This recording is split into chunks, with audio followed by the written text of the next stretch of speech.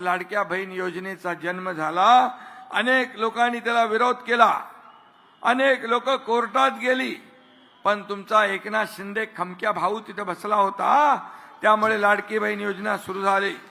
आणि मी सांगतो, कोणी माईकाला आला तरी लाडकी बहीण योजना कधीही बंद होणार नाही। हा शब्द आहे तुमच्या भावाचा। Commitment commitment.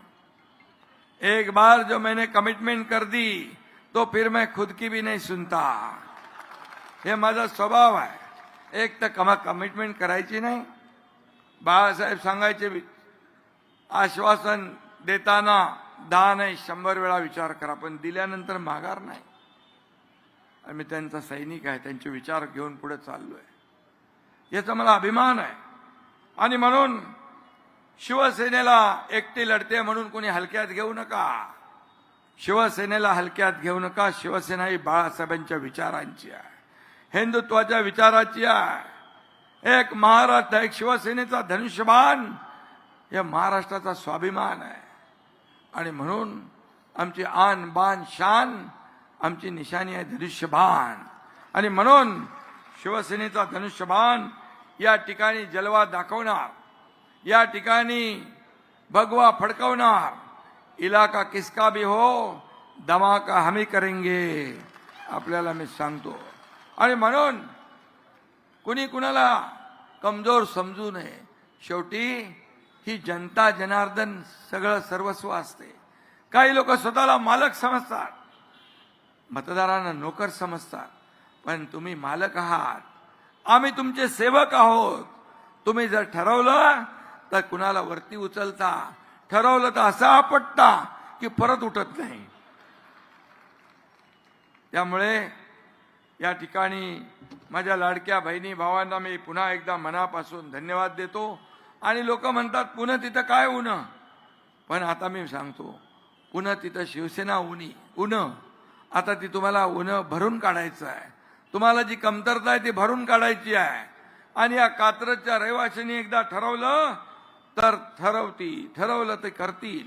शिवसेना प्लस करून आपल्याला इथं बेरजेचं राजकारण करायचं आहे।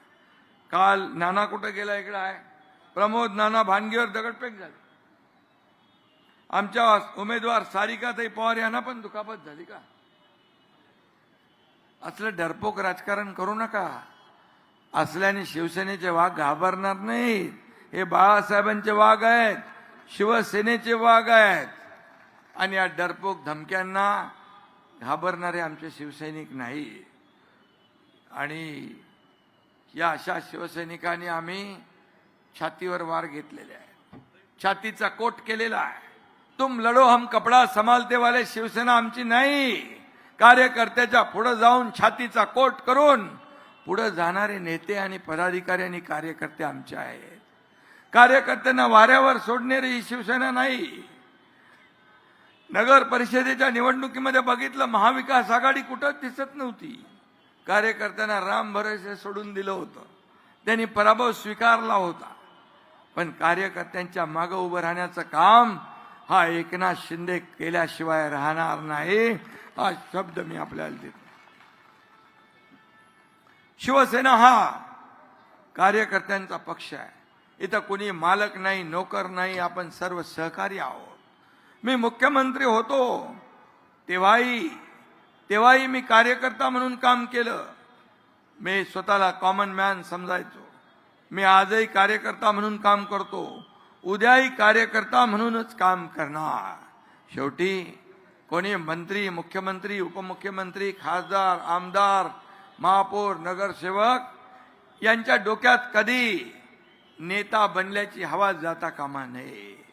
त्यांनी कार्यकर्ता म्हणूनच राहिलं पाहिजे, त्याचे पाय जमिनीवरच असले पाहिजे, तरच कार्यकर्त्याची नाळ अधिक मजबूत होते, नाहीतर कार्यकर्त्याची नाळ तुटत जाते, सर्वसामान्य माणसाची नाळ तुटत जाते।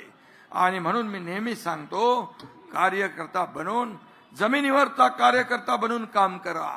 या सर्व कार्यकर्त्यांच्या जीवावर ही सर्व मंडळी, ही निवडणूक कार्यकर्त्यांची आहे। आणि म्हणून कार्यकर्तेच आपल्याला जिंकून देत असतात। निवडणुकीमध्ये हेच आपला हा बॅकबोन असतो, पार्टीचा कणा कार्यकर्ता असतो, गटप्रमुख असतो, बूथ प्रमुख असतो, शिवसैनिक असतो. त्याला जपलं पाहिजे, त्याला वाढवलं पाहिजे, त्याच्या संकटात धावून गेलं पाहिजे. त्याची एवढीच अपेक्षा असते नेत्याकडून. आणि म्हणून तेवढं आपण सांभाळलं, हा कार्यकर्ता आपल्यासाठी वाटेल ते करण्याची तयारी असते.